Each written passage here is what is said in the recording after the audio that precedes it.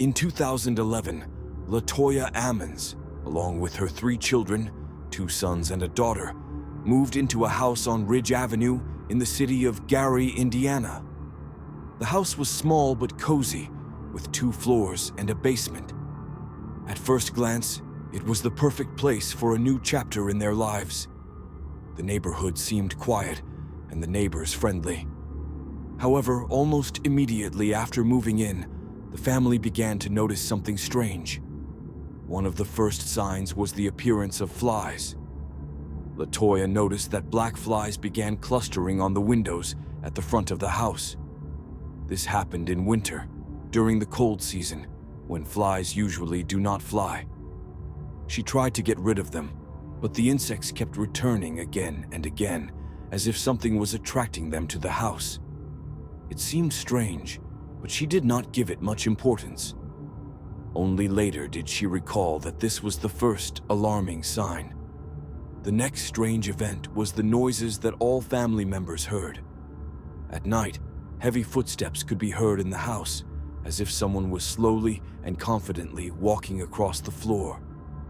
Latoya would get up and walk through all the rooms to check if someone had broken into the house, but she found nothing suspicious. This continued for several days until the sounds became louder. The footsteps now came from the stairs leading to the basement, and sometimes even from the basement itself. However, every time she checked that place, she found no one. After some time, things started happening that were hard to explain. One evening, the basement door, which was usually closed, suddenly opened by itself with a loud creak. Latoya initially thought it was a draft, but there was no draft in the house. The door then closed just as abruptly, with a bang, as if someone had slammed it shut with force. Latoya's children also began to notice strange things. The eldest daughter told her mother that she saw a dark figure in the corner of her room, resembling the silhouette of a person. The girl described that this shadow simply stood still and watched her. She claimed that she could feel something watching her.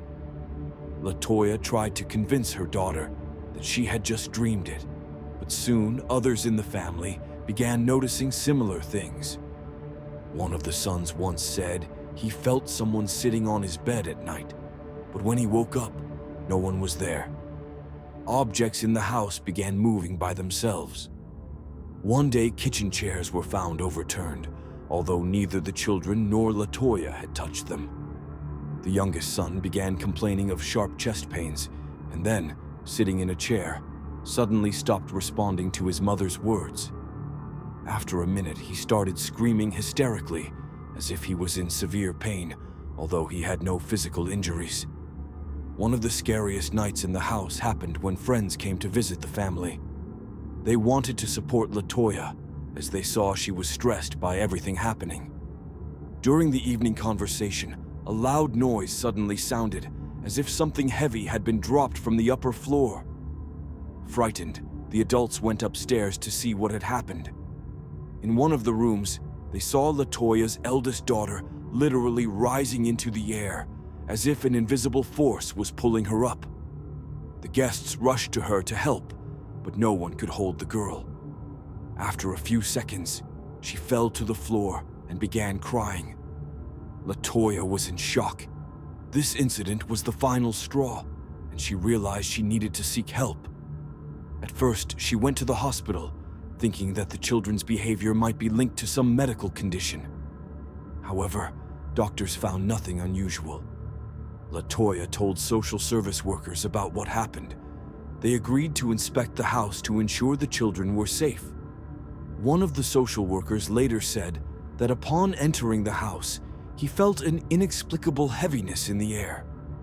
He noticed strange wet footprints that appeared on the floor out of nowhere. These footprints led from the basement to the living room. When he went down to the basement, he saw strange things, burnt dolls in the corner and strange symbols on the walls, resembling ritualistic signs. The police also got involved, as social workers believed the situation required a serious investigation. One of the police captains, Charles Austin, was initially skeptical. However, after visiting the house, he changed his mind. Austin claimed he saw one of the closet doors close on its own, and then a drawer slid out of a table, although no one had touched it. Police officers took photographs of the basement, and in some of the pictures, strange light anomalies were later discovered. The officer also said that while in the basement, he suddenly felt a sharp coldness, and that someone unseen grabbed his arm. After that, he refused to return to the house. Latoya sought help from a priest at the local Catholic church. He agreed to come to the house and conduct a blessing ritual. The priest later said that as soon as he entered the house, he felt a strong negative energy. He conducted the first prayer and sprinkled the house with holy water, but this only temporarily calmed the situation. The priest suggested that the house might be inhabited by an evil spirit and proposed a more serious exorcism ritual. A demonologist was involved, who believed that the problem ran deeper. The basement of the house might have been used for occult rituals. The burned objects and strange symbols on the walls confirmed this theory. During the exorcism ritual, frightening things happened. Latoya's children began screaming and writhing as if something was trying to hurt them. The demonologist claimed that several demonic entities were present in the house.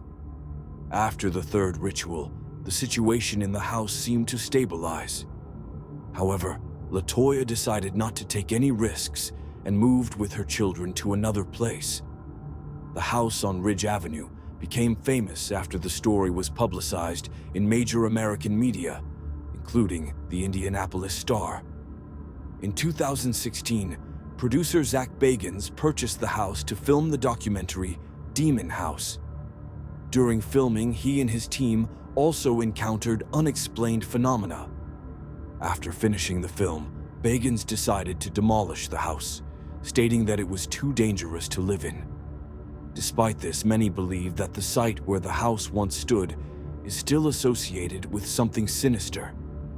Skeptics believe that Latoya might have exaggerated the events, but numerous testimonies from police officers, social workers, and journalists make one wonder. Was the house on Ridge Avenue truly a den of evil,